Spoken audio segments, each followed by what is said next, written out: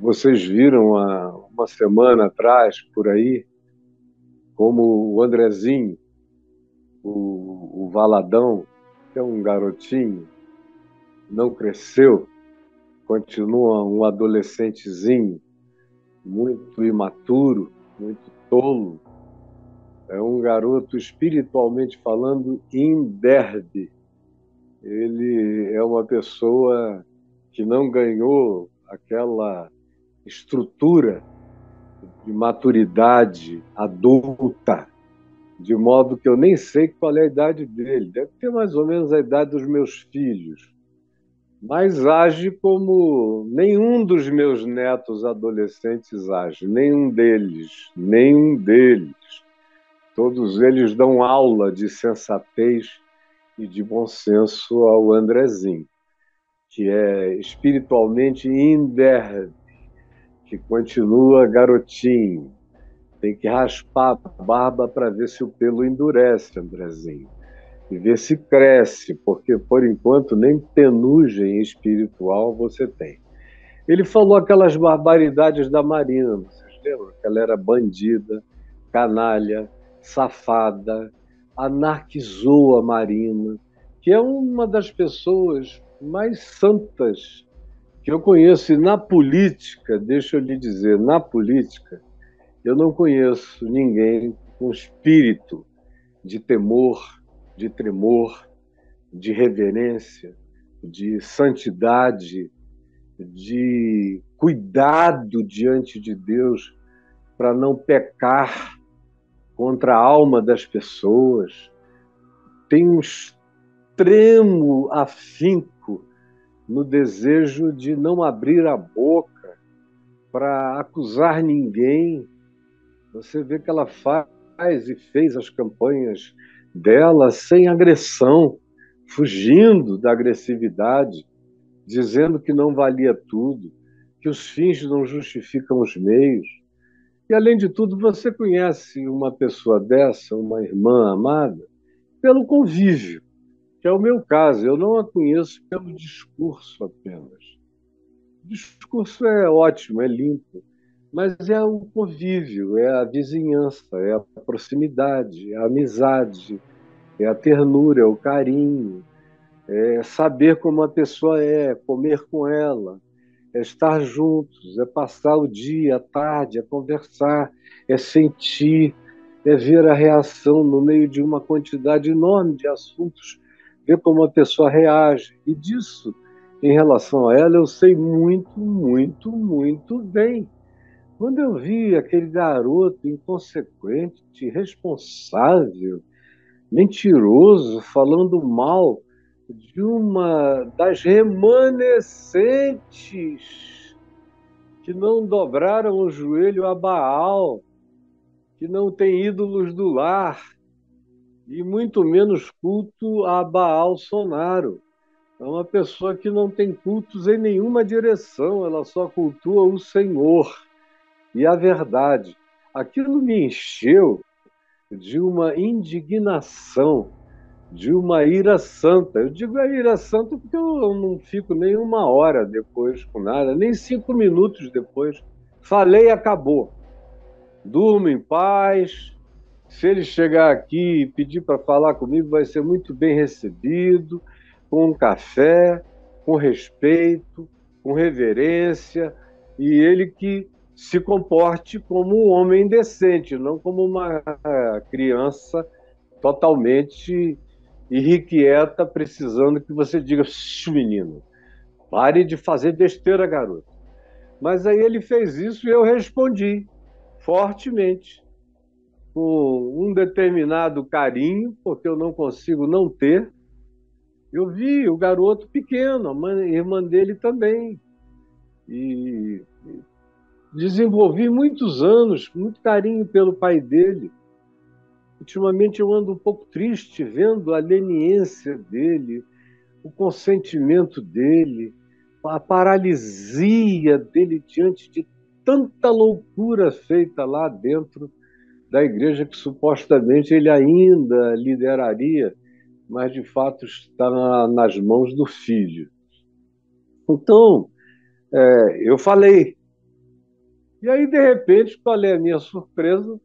O Andrezinho aparece, todo produzido, num fundo escuro, gravando uma mensagem que ele disse que era resultado de uma ordem do Tribunal Superior Eleitoral, e que era a ordem do Alexandre Moraes.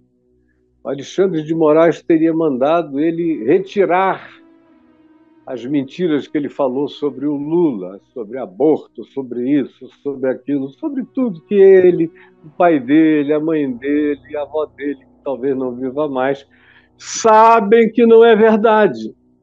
É só para caluniar, é só para mobilizar o voto das pessoas numa outra direção, o voto dos crentes, que acham que se votarem em alguém que seja aborteiro, ou que tenha esse tipo de perspectiva, que vá, como ele mesmo disse, servir mamadeira com formato de pênis para criança nas creches. Ó, que mente mais pervertida a mente desses que inventam esse tipo de coisa, de que haveria pedofilia, erotização de crianças. Se você puser o seu filho na escola, todo mundo vai ter que ir para um banheiro só, homens e mulheres. Tudo mentira. Você vai ficar 4 anos esperando isso acontecer e não vai acontecer, porque mentiram para você. Aí, de repente, me aparece o Andrezinho com um papel na mão e o Braulio vai mostrar aí para a gente ver. E não é esse o objetivo. Essa notícia já quase está ficando velha, foi anteontem, mas ela repercute por causa das consequências jurídicas que ela evoca para a declaração do Andrezinho. Mostra, por favor. Dias atrás eu recebi em minha residência uma intimação do TSE, através do senhor Alexandre de Moraes, e eu venho me declarar a partir dessa intimação, dizendo que o Lula não é a favor do aborto, Lula não é a favor da descriminalização das drogas, Lula não é a favor de liberar pequenos furtos. Os trombadinhas entrarão na sua casa, roubarão sua TV, roubarão seu celular, você correrá risco de vida e nada acontecerá com eles. Lula não é a favor, literalmente, de colocar uma regulação na mídia, onde você vai perder o poder de expressar sua opinião, expressar o seu culto. É isso. Deus abençoe o Brasil. Pois é. Agora, o problema, até aí estava tudo certo. Tudo certo, porque tudo que ele falou é mentira. E esse desmentido não é mais do que, no mínimo, a obrigação dele. Embora nesse desmentido você não sinta que ele faz isso com nenhum tipo de arrependimento. É uma leitura formal. O problema é que ele disse que foi o Tribunal Superior Eleitoral e que foi o Alexandre de Moraes que assinou esse documento ordenando fazer isso. E o Tribunal Superior Eleitoral nega. Diz que ele está rolado num processo lá, que está rolando, vai correr, sem urgência, tem a ver com outra coisa, com aquele processo antigo das fake news, mas que não mandou que ele fizesse isso agora. Foi alguma coisa criada, só que foi estelionato.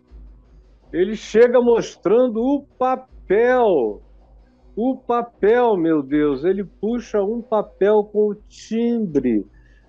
Provavelmente, eu não estou com a vista boa, mas ele não fez questão de esconder um papel com um timbre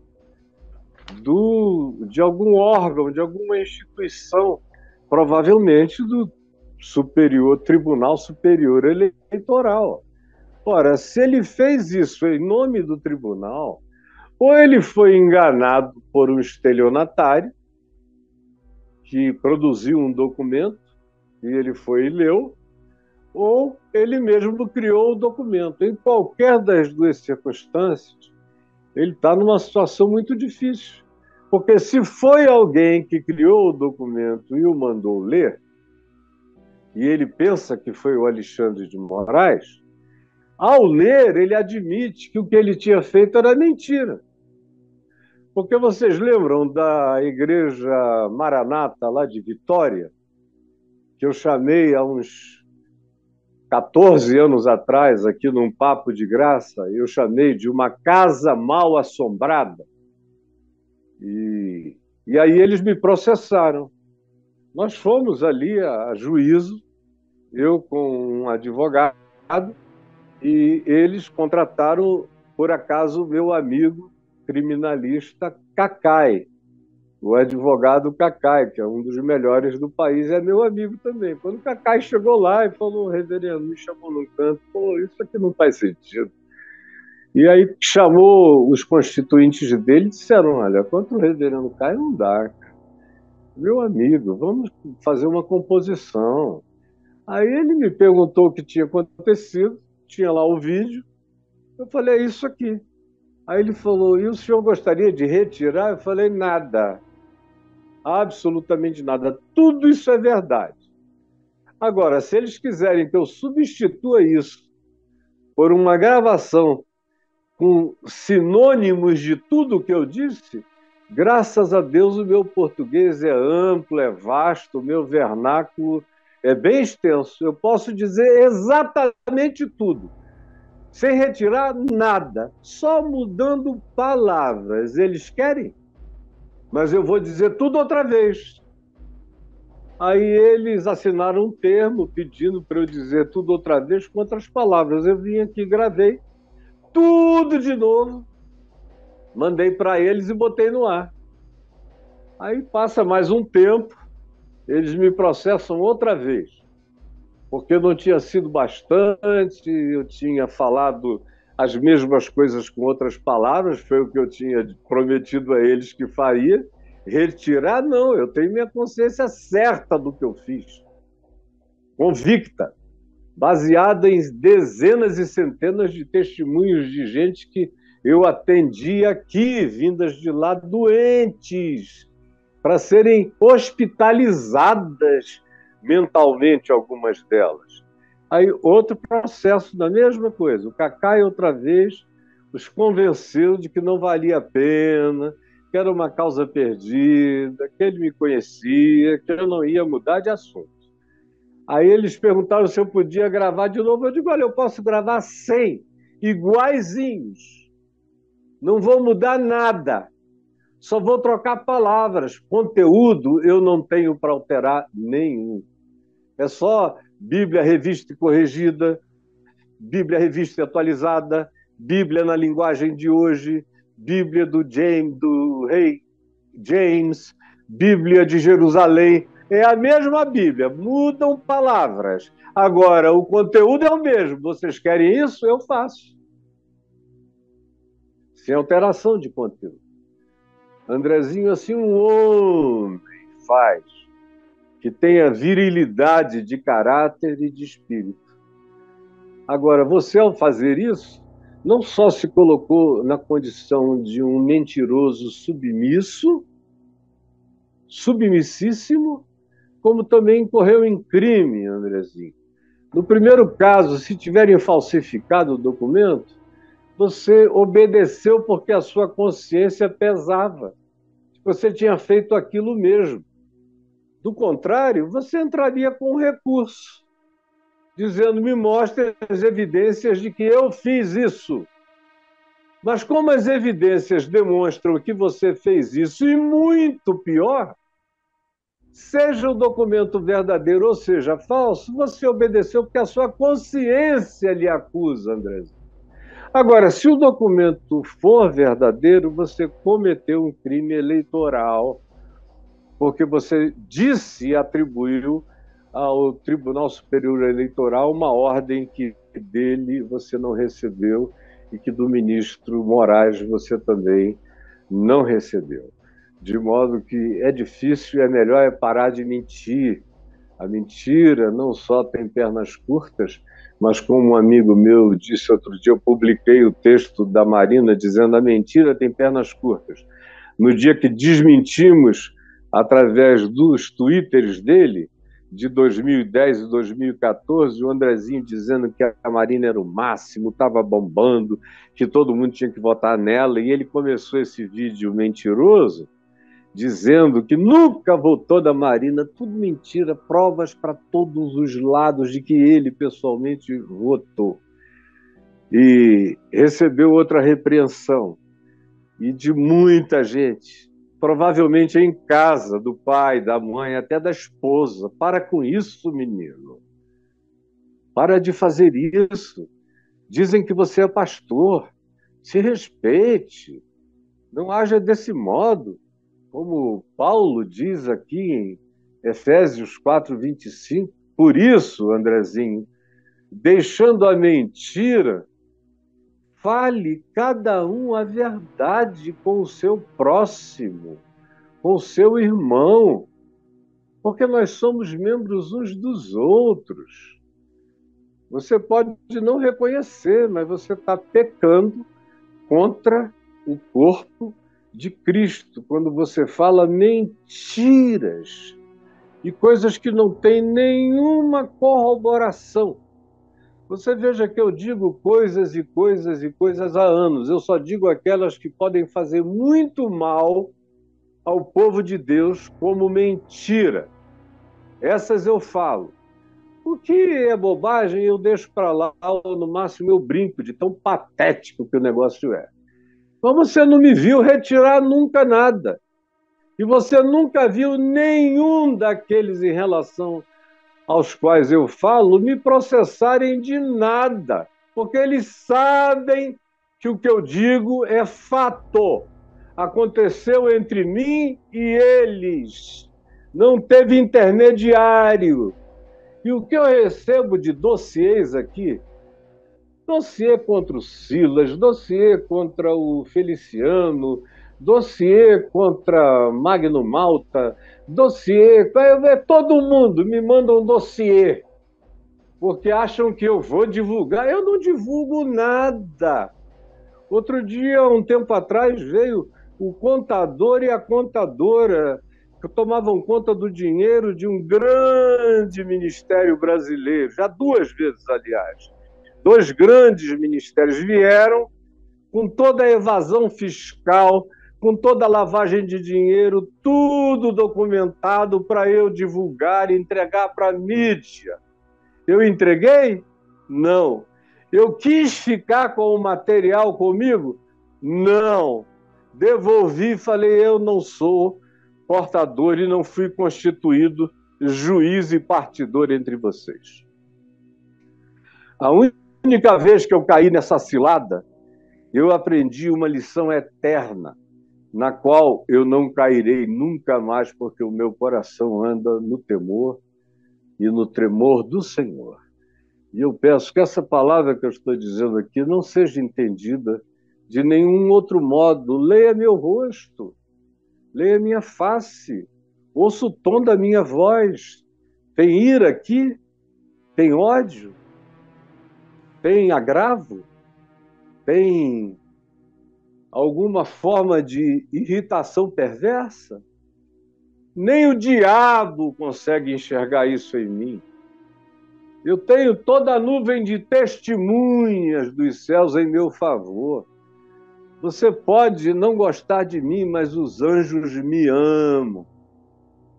E o meu Pai Celeste diz, Caio, eu tenho tido prazer na tua vida.